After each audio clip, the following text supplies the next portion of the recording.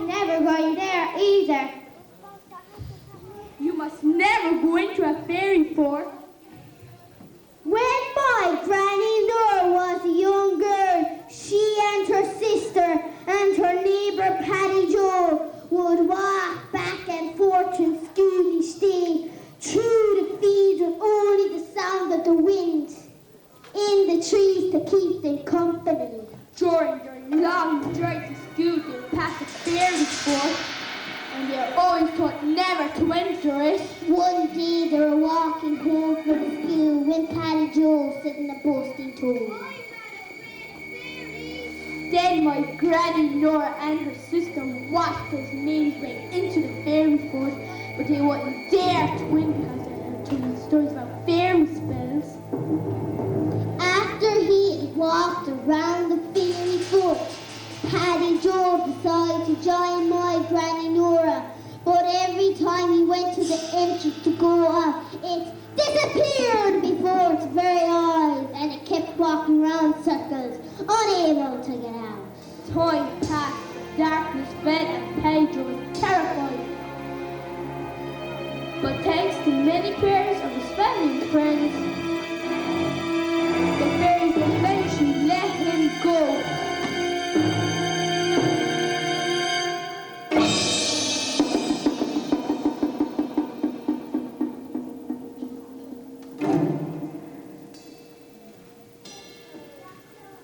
A few days later, a wise old man who lived nearby called to Paddy Jones' house.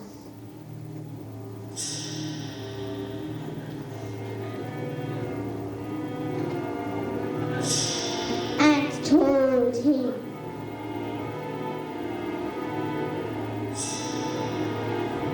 when darkness falls inside a fairy fort, you must take off your coat and turn it inside out, and then you must put it on again, and then the fairies will guide you out.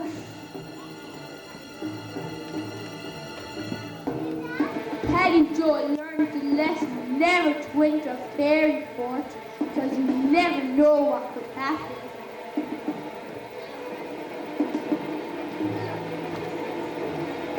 My granny told me what happened when builders tried to build some of the Valenti bakehouses on a fairy fort. My granddad used to live in Tormingate, and he told me about that too. Tell us, Richard, I never heard of it. It was about 50 years ago when some of the Valenti bakehouses were being built. Local people warned the builders of the existence of a fairy fort and told them not to build there. They did build, of course, but when they came to the area near the fairy fort, the dumper turned over and the walls would go up by day, and when the workers returned in the morning, they would be knocked down. While all this was happening, people living nearby would hear the fairies cobbling and singing fairy songs.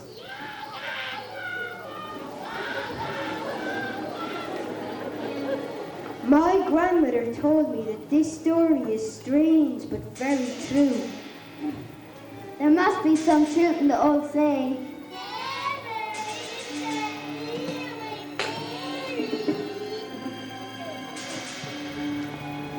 I have a story about the devil. Ooh. He came here once. Stop it! You're scaring me! Well, not here, right in this spot, but he was seen in Ballinagard House. All the people who lived in that house were called Croker.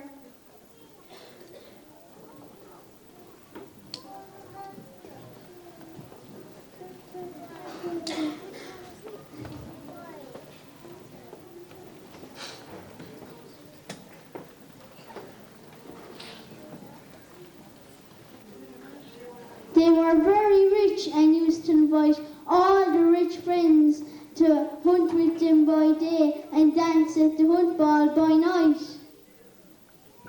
All the rich people would get dressed up and have a dance to celebrate their day's sport.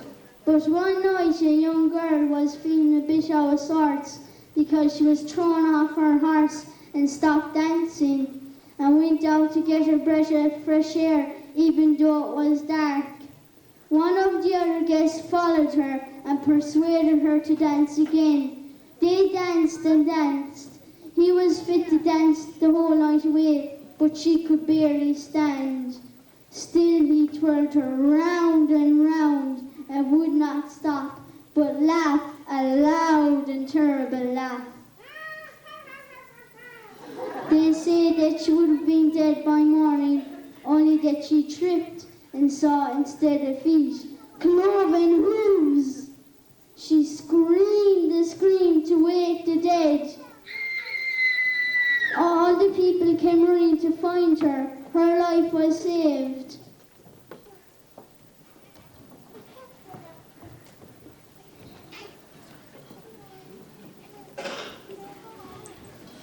But people still say that the devil and his pack of sinister dogs can be seen roaming around Ballinagard House. Ooh.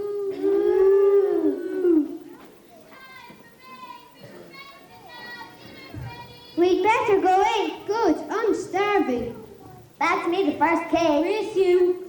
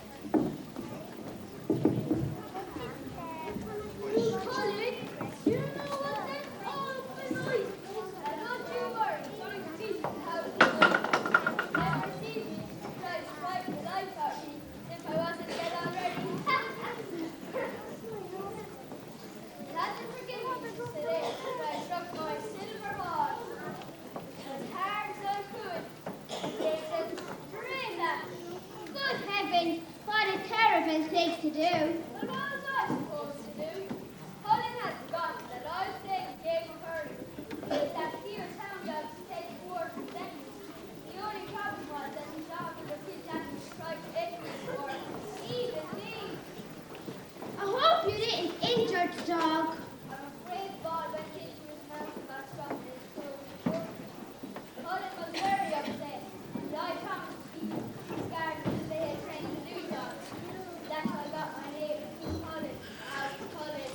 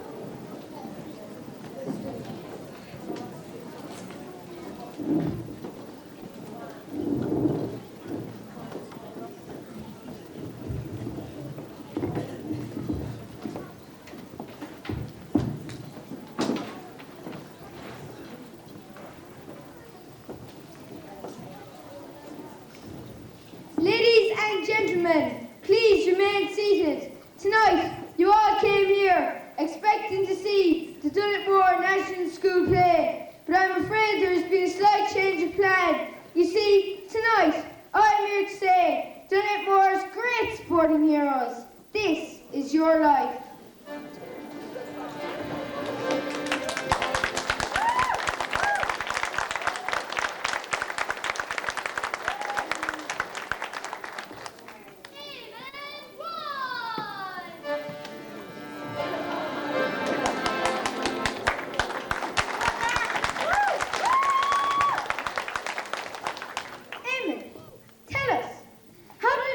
Captain the winning side in the All-Ireland hurling final of 1973. It was a great feeling, exhilarating. All the lads had trained hard and there was great teamwork on the day. And we have some members of that winning team here today. Bernie had to get off, Bernie.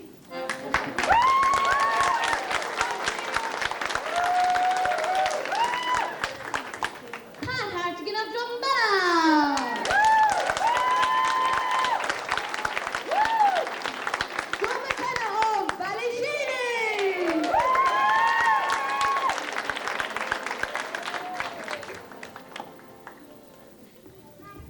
Do you have any particular memories of that day that you would like to share with us? One of the things I remember most was the reception we were given on arriving home here to Dunetmore. It was fantastic. People at Dunetmore really is proud. Let's hear it for Dunetmore.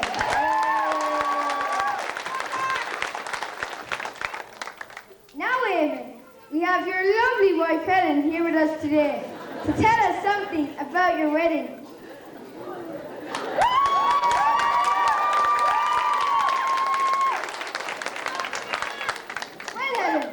About it. Well, Michael, it was like this. Eamon won the All-Ireland only 1 week before our wedding day. That must have put some pressure on you. It was worth it, Michael. You see, I must be one of the few brides in Ireland whose champagne glass on her wedding day was the All-Ireland Winners' Cup.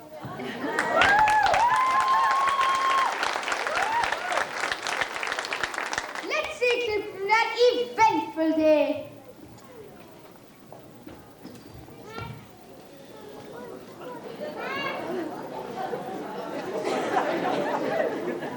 And Joe Fox slid into his back, and there goes Van Hatten, and nothing very all in the back of the ring. The Kilkenny keeper had no chance. There goes Gully, and he pokes up the wing. Hallarskin has the ball. His hand passes to Eamon Ryan. Eamon's caught the ball and he's turned around to his handler. Eamon Grimes is soloing down the field. The opposition attempts to block him, but Eamon Grimes is unstoppable today, and he carries on with his solo. This is a great performance by the Limerick team here today. Kilkenny midfield was putting Eamon under pressure. Eamon Grimes has been running into a corner. He sidesteps the midfielder, but an angle to side him.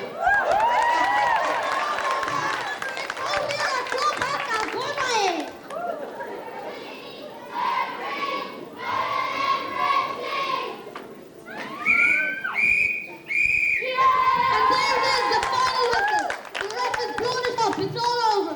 And Limerick have won the 1973 All-Ireland hurling title.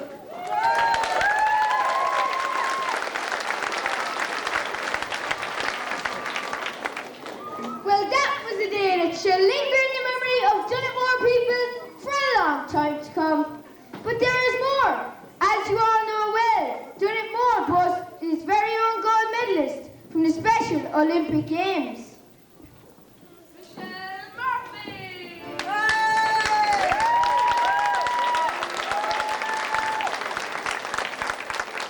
Michelle, welcome to the annals of Dunetmore's great sporting heroes. I understand you won more than one medal in the Olympics. I did. I won a gold medal in gymnastics and a silver medal in basketball. And there are some strong heroes in America wishing you well before you competed. Yes, I met Arnold Schwarzenegger and he was very encouraging. Well, unfortunately, Arnold couldn't be here today as he's filming in the Antarctica, but he did send you this message.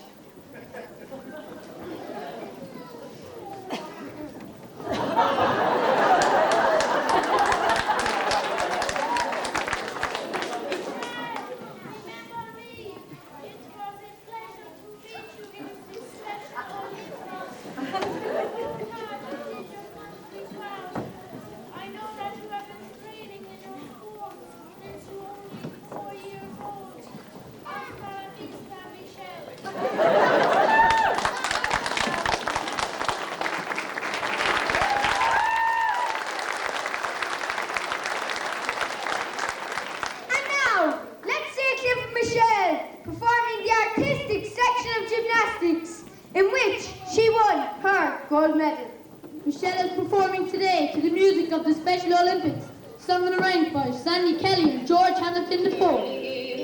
Michelle, representing Ireland, is coming up to the corner to give herself room for her little cat. Listen to that applause.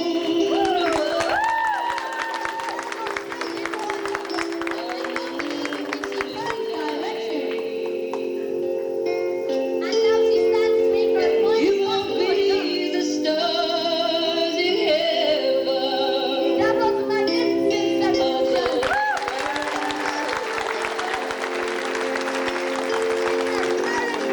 Good chance of getting gold here today.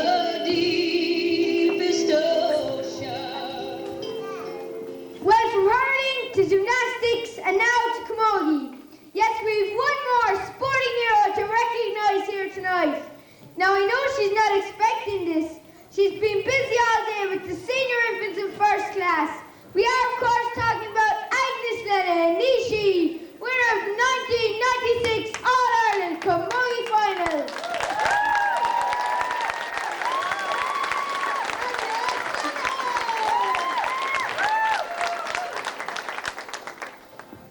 Well, Agnes, you look surprised. I had no idea at all. The children must have kept the secret well. They did indeed. Tell us about winning the All-Ireland. It was terrific. We had trained hard, and all praises due to our coaches, Eamon Cregan and Phil Bennis. They had great dedication. As have you yourself. It was all down to teamwork at the end of the day, and we have been playing together for 6 years. The whole team were exhilarated, and it was lovely to come home with a win. Let's take a look at the final moments of that game.